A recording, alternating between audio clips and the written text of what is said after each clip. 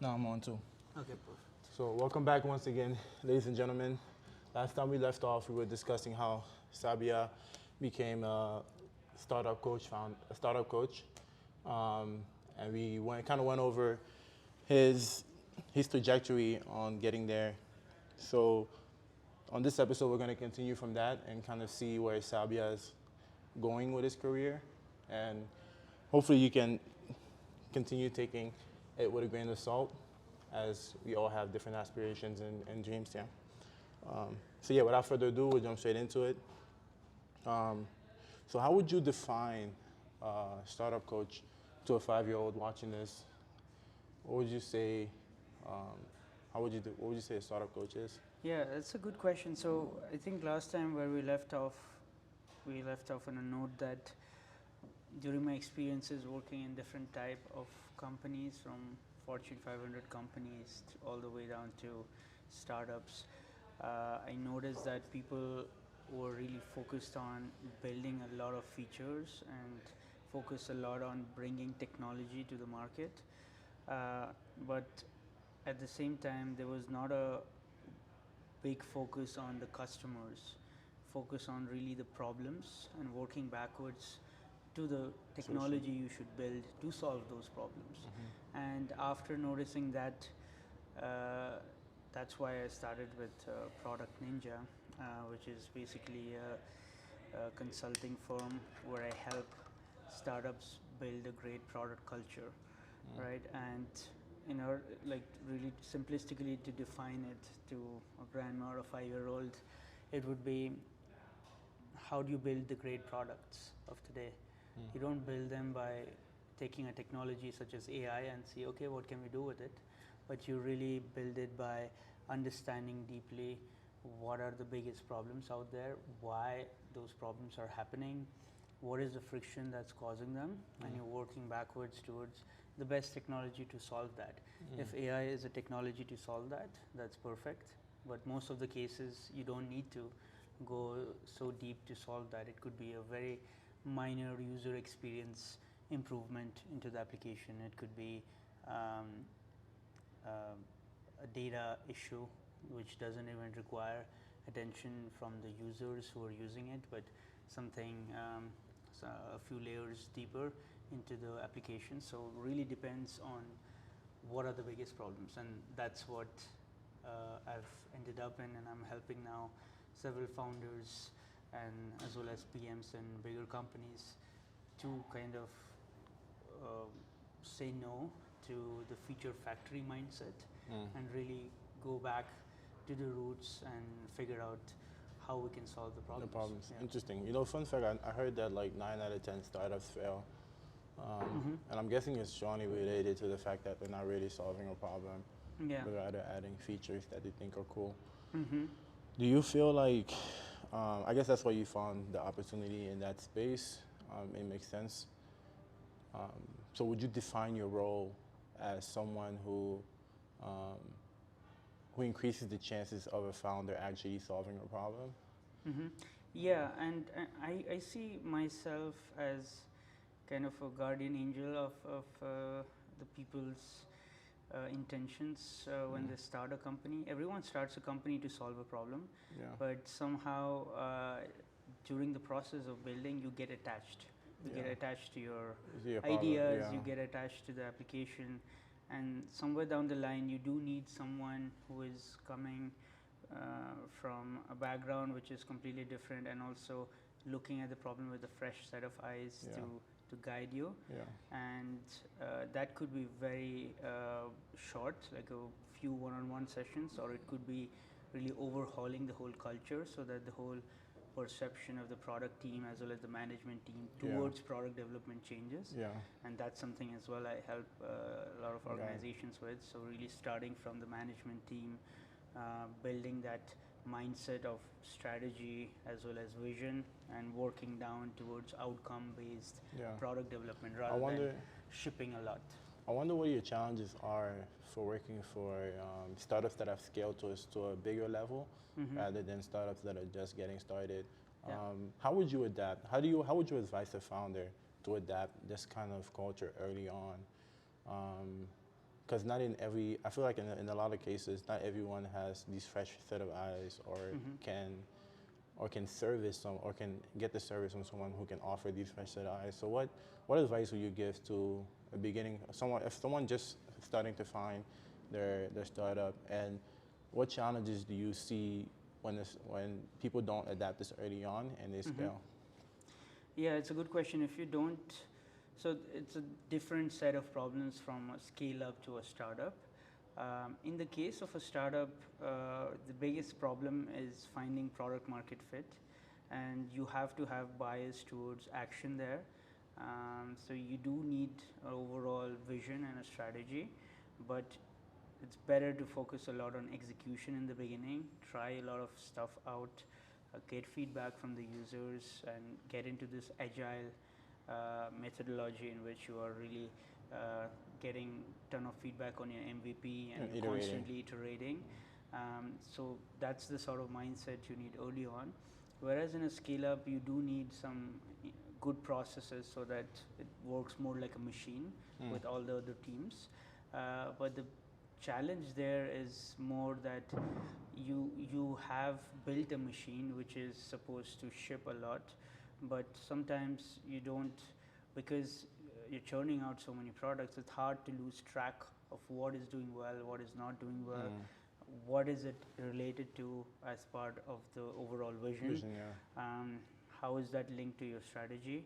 So that's more important when you're working with big teams, to have like a vision of the future 5 to 10 years out. Linked to that, you have a strategy to connect the work of all the teams.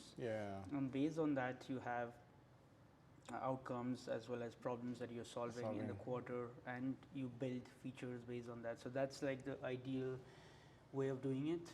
You can as well adapt a little bit to your context in a company, but if you don't lag that structure, it's hard to see what you're building is having an impact on. So that impact is not quantifiable unless you're actually tracking it. And the best way to see it in the real world is that 90% of the features are never used. There was a recent stat that said that. So you build a lot and you spend so much time on it, and no one gives a damn. Your users can't even find it. The people who find it, they don't know how to use it because it's not clear enough. Instead of doing that, just focus on the problems and focus on shipping something, and then get feedback on those things. And if that feature doesn't solve the problem, you pivot to a new feature and replace that feature instead of keeping that feature and moving on to other stuff. So really going from a project mindset to a product mindset. So that's the sort of culture try to instill and change in bigger scale-ups. You know, in that sense, it seems like when you have a startup, it's easier to keep track of the little, of your one product or your few products, and you have a better vision. But as things scale, it's easy to lose track of how this piece fits in the puzzle, or the progress being made, or if the progress being made in this business is in alignment with the entire vision. So in this case, would you say that scaling up should be done very slowly, but surely, rather than fastly and oh shit, we go back? And you bring up a very good point here, actually, because the way the startup culture and the startup ecosystem is portrayed in the media is in terms of funding a lot, right? You read those TechCrunch articles and you see this startup raised 100 million, that other startup raised 150. Some are raising like close to $1 billion, like WeWork and so on, right? And then they go bust, then they go bankrupt. Then it's really, you feel, okay, is it really a game of building value for your customers, or is it really a game of how much funding you can raise, how many people you can hire, what are your priorities, and so on. And it has been proven time and again that you should only scale when you really have product market fit, clear signs of product market fit, and then grow slower. Just try to do things manually in the beginning, doing things that don't scale, as YC says, right? And then after that, when you figured everything out, you hire the best people, around you to scale that slowly Surely. further. Yeah. So slower growth is way more sustainable than if you raise funding, hire hundreds of people, and show to your investors that look, we're growing. Yeah, Um, that's that fast. doesn't make any sense. Yeah, absolutely. What is your favorite thing being a startup coach? Um, let's start there. Let's just start there. What's your Yeah, favorite thing? that's a good thing to talk about actually, because like we spoke in the last episode, one of the things that really drives me is solving problems.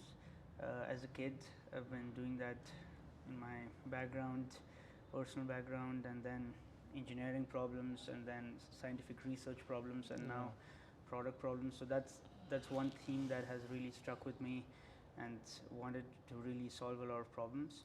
Then when I was working in different companies, and also in my research, I was really singularly focused on one challenge at a time. And now I have this unique luxury and insight into multiple problems, which I love. I am involved with multiple founders, working all the way from sustainability to hardware to software, Very AI, different. and so on. So I'm really You get to see privileged. everything. Yeah, and also during the process, learn a lot more than my kind of bubble, right? Yeah, absolutely. It's always great to figure stuff out with other people I'm coaching and working with, and to really gradually expand that and use that knowledge with other people as well who need it the most. So I really like that process, the whole process. What would you say? So for someone that would love to become a startup coach, they would probably have to have the skill of curiosity and loving to solve problems to enjoy it as well, half as well as you do. So what is the hardest part about being a startup coach? Like, if you could tell someone what they should expect that would make them, that makes you cringe about your job, what would you say that challenge is, or that feeling is? Yeah, that's actually a good question. I mean, I always, when I started Product Ninja, I always felt that I don't want to become one of those typical management consultants and like Deloitte and Accenture and McKinsey and stuff like that, where they have projects where they work with the clients, and typically they are massive projects with a lot of people involved, and they always kind of end their project with a problem and then they sell another follow-up project to solve that problem. I kind of did not want to do that. I really want to be like outcome You actually want to focused. solve problem, Yeah, so I work together with founders and I speak to them about the biggest problems, and we work out a structure for that. It could be one-on-one coaching, or as well workshops or projects, small projects, to figure some things out and instill a specific process and so on. And then that's it. As long as they don't need me for a long time, I think I have proven my success. That's true. If you really are consulting a company for several years and they still haven't fixed what you're supposed to fix, then it's not really working. Yeah, right? I actually like, with regards to this and the fact that a lot of scaled startups lose focus and efficiency because they scale too fast. I feel like, with regards to what you do, it's very important to have this role, because you significantly save a lot of energy and time and money by ensuring that someone doesn't do something twice, or like the company doesn't make a mistake and have to repeat it, because there's a lot of rework. Indeed. So there's a lot of value in that. Yeah, absolutely. Like when I started my first startup, I learned a lot from YC and all the knowledge out there on the internet, from conferences and so on. But still, you make so many mistakes by doing things yourself, and that's the best way to learn, actually. But at a certain point, you can read stuff about product management, or about you can read books on product management. But a big issue is people don't have time to do that. especially founders who have to like juggle 100 things at the same time. So in those cases, I try to say that, look, this knowledge is out there, but if you want, I'm happy to guide you through a specific path, but also through my experience working with diverse set of industries and companies, I can tailor all that knowledge to your specific use case. Because a lot of companies, for example, they take the OKR system from Google, they blindly copy it to their startup, and then figure out, well, it's not working. So having done all those things myself, I try to use that knowledge to adapt frameworks in a way that would work for the company and iterate on that. So that's kind of like a process, right, which is a product itself. So I view that as a challenge, like, okay, how to use that knowledge to create change in the company, and we go based on that. Yeah, it's very significant. You can probably, I don't know. I think this is, I don't know. This is a very good role you got, because like now that I think about it, it must be very fulfilling to coach a startup and then see that startup scale to where it should be. Yeah. Knowing that it's successfully solved a real problem in the world, right? So, I mean, I personally see that as more than just meeting ends need, but yeah, exactly. More exactly. Yeah, I think it's more about again the outcomes and the problems, and that's indeed where it comes full circle for me. I also have a lot of different problems that I want to solve myself in the future. Hopefully another startup or two, and this is also a really great opportunity to learn a lot about different industries. The tech landscape is growing so fast, and the best way to do it is to dabble in it.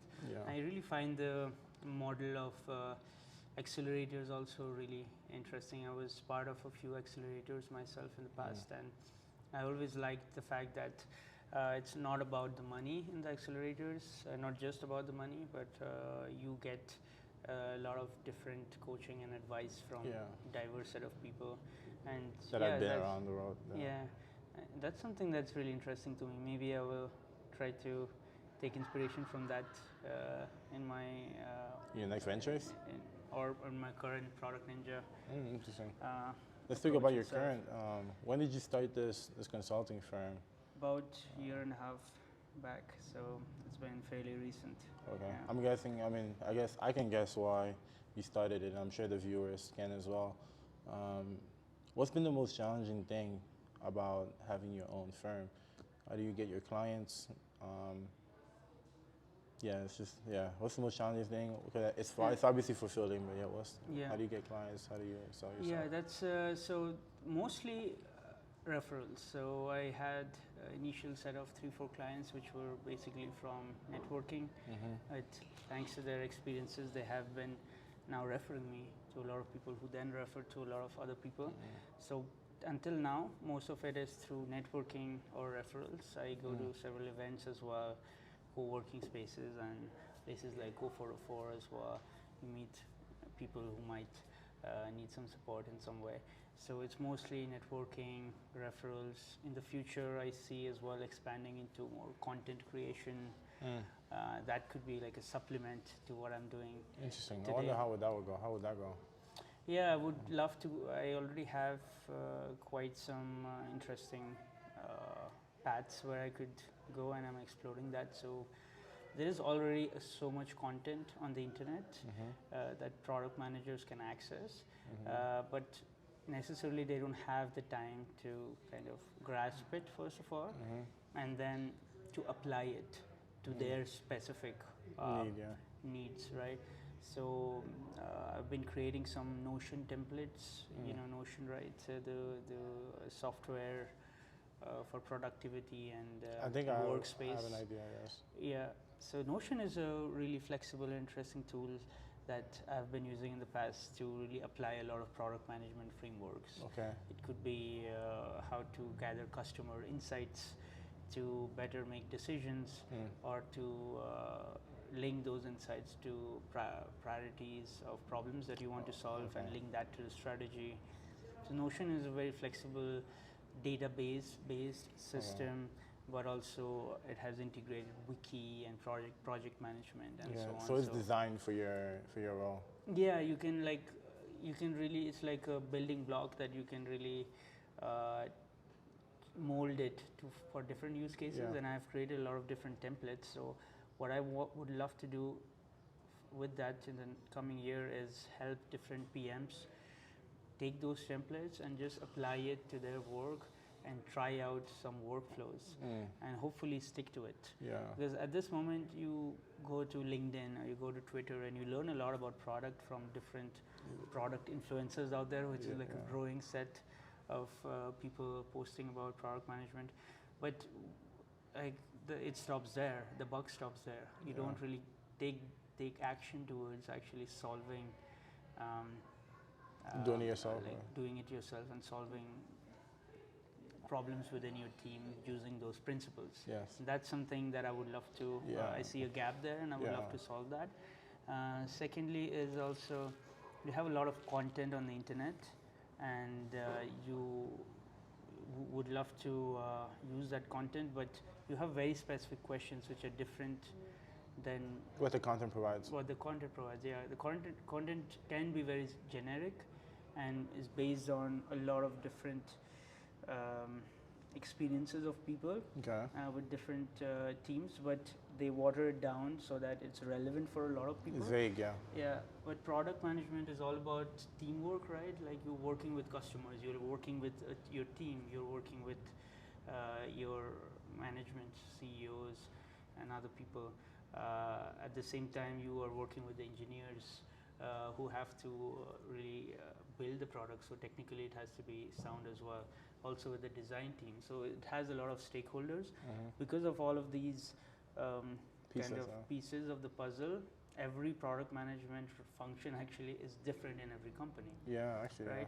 So you need like for example an AI to have access to exactly how product management works within your company.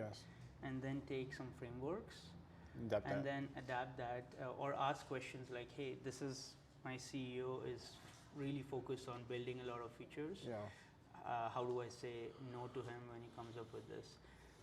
Interesting. Stuff like that. Or my engineering team is not really understanding the customers of XYZ insight.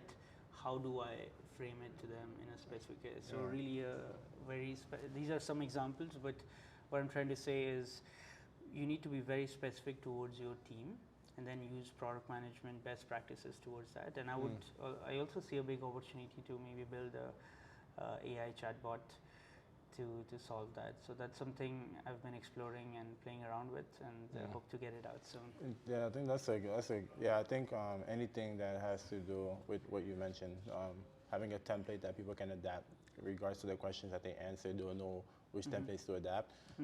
AI is very useful for those kind of things because of the chat flow. Exactly. And it remembers your past conversations, so it can adapt to what you have already said and adapt those suggestions or practices. So you can say it's an AI product coach, like how do I scale myself? How do you, know, this concept, I think AI is very interesting. I was speaking with, I think, Michael the other day. I have a friend that has starting his own like psychology AI company. Oh, nice. With my phone, I would show you right now. Oh, my phone's there. Okay. So it's basically, online psychologist that remembers everything. It's literally a psychologist, but AI. And I'm guessing, I was telling them, like, what makes you think that before they released AI, they didn't know about these type of innovations will come out of it? And what makes you think that they're not going to have AI representations of all these different specialists, whether it's coach or mentor? And what makes you think of that? And their answer were basically, it's a passion project. They'll do it anyway. But it's very interesting to see the capabilities of AI if you dive into it. Yeah, it's only going to grow from now, and with the latest innovations churned out in the last few months. For example, building your custom bots and stuff like that, getting super easy now. You're going to see a lot of the white collar jobs, so as to say, being replaced slowly. So far it was, for example, people from Fiverr or Upwork doing content creation or doing copywriting who are being replaced. But soon you will see that it's going to replace some developers, probably not the 10x developers, but like for example, there are so many of the IT companies, IT service providers, right, who are providing hundreds or thousands of developers, but you can actually do that with 20 good developers, right? AI would be kind of somewhere in the middle, right? Like you have 50 developers plus AI, helping each of them out, and they're equivalent to the force of 1,000. Yeah, I can see that as well. It's going that direction. Yeah, I can piggyback on that. I agree. But speaking of the future, where do you see yourself in 5 years? Do you see yourself? Where do you see your firm? Do you see yourself starting this new endeavor to create a chatbot that would provide custom flows for people that have startups? Like, what do you see? Yeah, my mission is really to see a world of great products, and the vision for Product Ninja when I started to be in line with my mission was to help companies build a great product culture and to be more outcome focused so that they can lead to those great products, right? So that's always really been my mission, to solve problems and build great products. So I see myself doing this 5 years from now because I'm super passionate and I've still lots to explore and learn. So many different industries, so many different innovations coming out in tech, right? So many different application areas. So many things to look forward to. Yeah, I'm super excited. So I see myself initially helping out a lot of companies and founders to build great products and to build great cultures to make those products happen.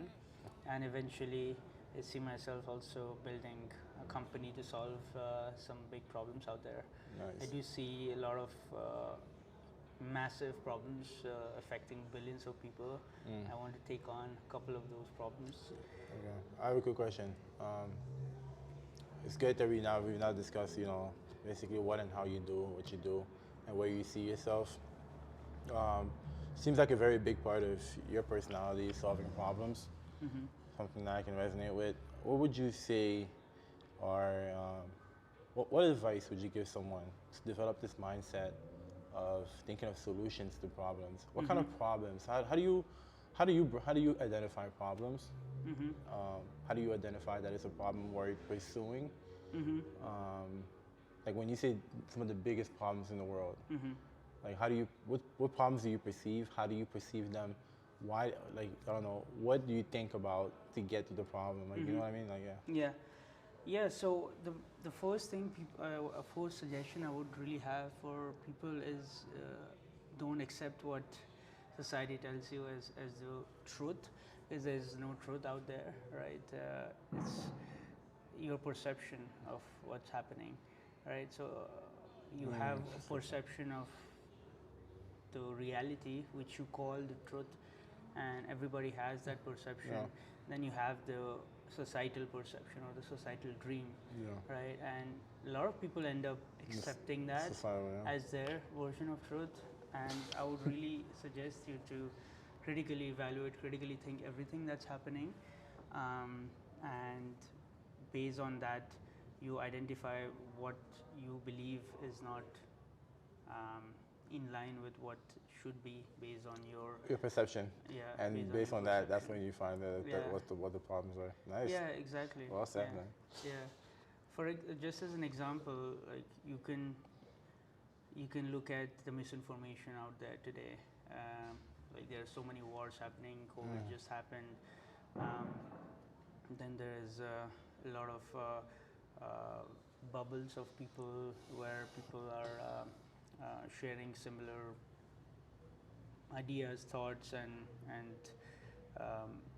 trying to get validation on their ideas and thoughts, thereby sticking to one thought filter or thought bubble. and it's very hard to then get out of that, right? Unless you critically evaluate What's the going on? information that's coming in Yeah. from your from the people around you, but also from the media and the misinformation that you get. Yeah. And unless you do that, you're gonna believe everything, right? And yeah, It your sounds life like- will be your life will be either a fairy tale or a nightmare, It sounds like- depending it sounds on what like- society tells you. it Like sounds like you're no two- longer your master, right? It sounds like two different problems now. Like to identify the problem, you have to fix Yeah. the problem, but first of all, not Yeah, feeding. it starts with you, right? Yeah, it starts with you. Absolutely. Yeah. Interesting. Yeah. In order to actually get to the problem, you have to look at things differently, Yeah. right? You really have to Absolutely. look at things differently, or surround yourself with people who are at the bleeding edge of understanding that problem, and they know something that a lot of people don't know, or Yeah, you you work don't on know. some technology areas and you get to the bleeding edge of a technology and you get to know something that other people don't know. Yeah. But that's also, you're also getting there by critically thinking everything, yourself, right? yeah. If you feel one technology is it and that's the best thing ever, you won't really explore. Yeah, other you become things. closed-minded. Yeah, exactly. Um, Yeah. Does that make sense? Does, Absolutely, yeah, absolutely. Yeah, you're on the right track here. How do you personally do that? Like you are solving a massive No, problem right now. No, How do I you think do that? I think you're hitting on a nail. I think it's Yeah. like blocking off the noise, Yeah. focusing on who you think you know you are, Yeah. or just reminding me who you know you are when you were a kid. I don't know, Yeah. and just knowing how your dream aligns with reality. Mm-hmm. And yeah, a lot of it is blocking off the noise and just doing what you feel like you should be doing, regardless of what everybody else is doing. Mm-hmm. So yeah. Yeah, there's a lot of noise out there, and also when you're building something, a lot of people will tell you what you're building is irrelevant or Yeah. it doesn't make any sense. Yeah, how do you- Unless you're totally convinced about your problem, Facts.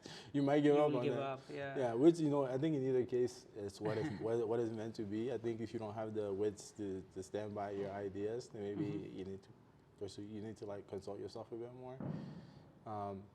But how do you?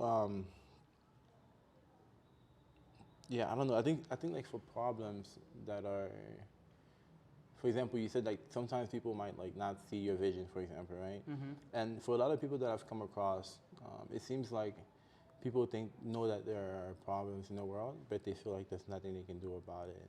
So what would you say to someone that feels that way? For example, I would Yeah. personally advise someone to just do what you said, like just work on yourself. Like the best you can do is be your best self and reach your best potential.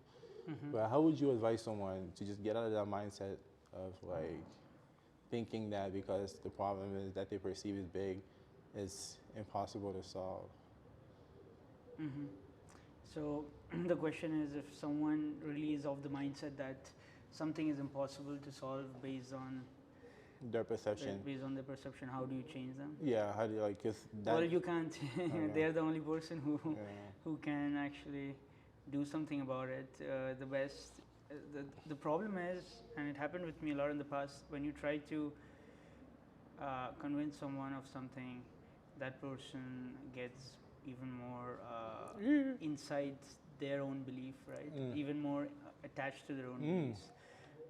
People are like biologically, we are wired to kind of have this conformity bias, right? Confirmation bias, as they call it. And that's why social media has become so popular, right? Like everyone wants validation, everyone wants to feel their life is as Meaningful. as meaningful or as good as it should be through other people's comments and likes and stuff like that. Yeah. So people are wired to do that, and when you try to convince someone of the opposite, that typically doesn't work. You can try asking a lot of questions to kind of go deeper into the why behind The limited beliefs. Yeah. their limited beliefs, and maybe that makes them think Yeah.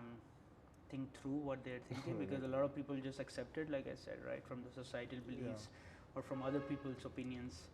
So if you try to challenge them and ask questions, maybe at that moment they don't really agree with you, or try to kind of give themselves validation and reasoning towards what they believe. But maybe later on, you really think, okay, yeah, actually that was a good question, and maybe I should figure out why I believe that. And that's again like the critical thinking approach, right? You critically examine everything you're doing, so you do that with them, and perhaps that makes the change that they do it with themselves. True. But you're right, it's actually a lot harder to change people's mindset than anything else. Yeah. We are working against biology, so we're working against how we are built, our genetic hardware. So yeah. Yeah, I don't think I think the technology is evolving pretty fast too. I think that the way we're adapting to technology might not be the best if it continues to evolve this fast. What are your thoughts on that? Do you believe that it can have a lot of negative consequence? Well, like you mentioned if a it's few, unchecked.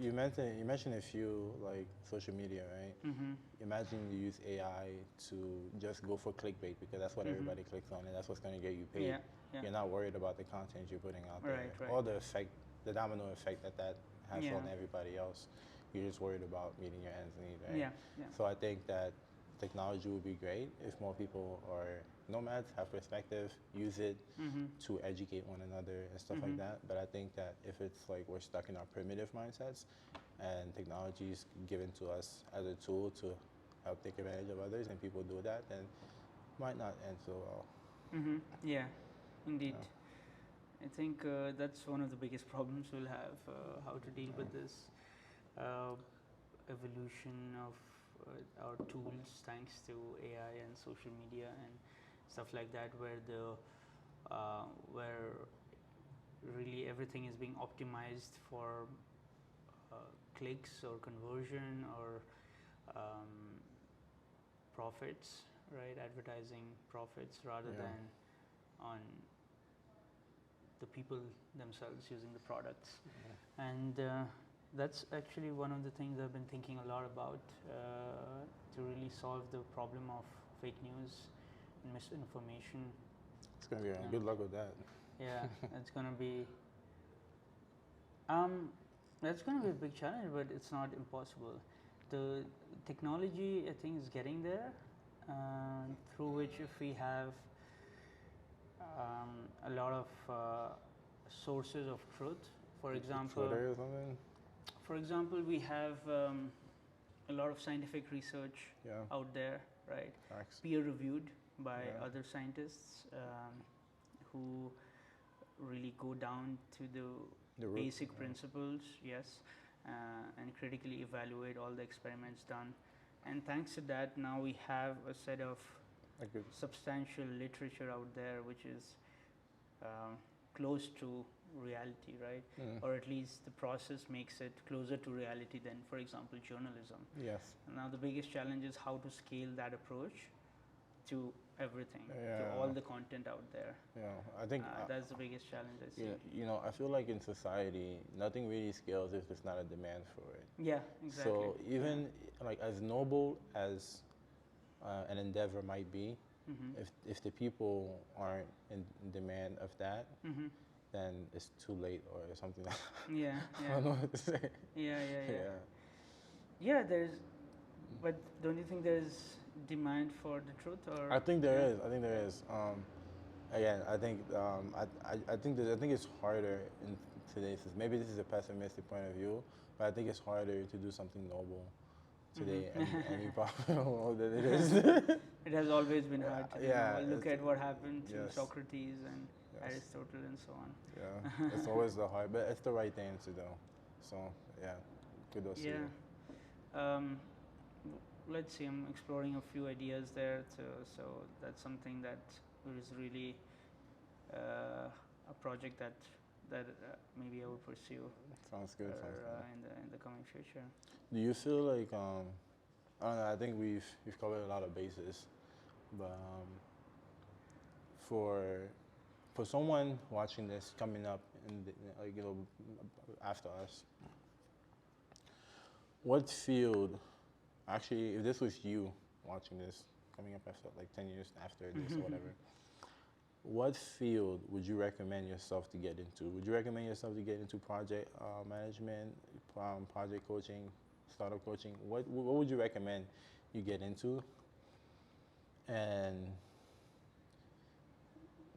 yeah, based on like the trajectory of technology. Yeah, I would not change a thing with what I'm doing today. Maybe I would have changed a few things um, in my bumpy journey, but that also led me to insights and learnings that led me to do the things I'm doing today. So yeah, honestly, yeah, I would not change a thing. I used to think I would, but now I believe like my wherever I am or That's what where you should happened be. is the way it should be. I Nice. would have loved to use ChatGPT when I was younger, for example. But yeah, I mean, we won't learn a lot, right, if we were doing that. I wonder what will happen to a lot of the students who are Using getting kind of Chat- exposed to ChatGPT ChatGPT. now. How would that affect people? If But you yeah, say. that's another tangent to our conversation. But yeah, I think I'm feeling very positive about the great opportunity to help teams build Yes, great products and doing that myself. I absolutely agree. Yeah. I think you're in the right spot, and if anybody was to want to be in your spot 10 years from now, they can, because it's gonna always be in demand to have a startup coach. Yeah. Always. That's interesting. That's so Yeah, so and I interesting. also believe there are a lot of startup coaches that teach people how to start a startup, as well as different aspects of scaling a business. Yes. But really, for product management, you don't have a lot of coaches who actually teach you what is product management and what is the best way to build a culture or build products, which is very surprising, because if you go on Twitter, there's a ton of content out there on product Yeah. management, but really the people who are helping Very other few. PMs or founders on product, Are that's very few. limited. So there's And a I higher would love demand. to see other people as well Okay. become product coaches and love to help other founders and PMs from their experiences and Nice. help this keep this advice going. Yes, sir. Yes, sir. Yeah. On the last note, I guess. How would you? I guess like, is there a life philosophy or advice you live by that one can take with them and resonate to be like you or better? A life philosophy. Yeah.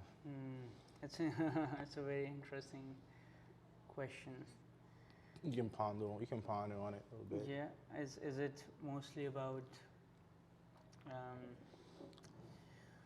This is gonna be. Is on it your, about helping me personally, or which led to me professionally doing some stuff I'm doing? I don't know. I guess just like, what life philosophy do you have that you feel has guided you the most to be here, or you feel like you've lived by? Yeah, it's an interesting question. You can name a few if you yeah. have a couple. Yeah, I have a ton. Yeah. Just I have spit a it out. lot, This is the yeah. time. Yeah, let's talk about it. Yeah, I have a lot of these philosophies, but mostly it's about the fact that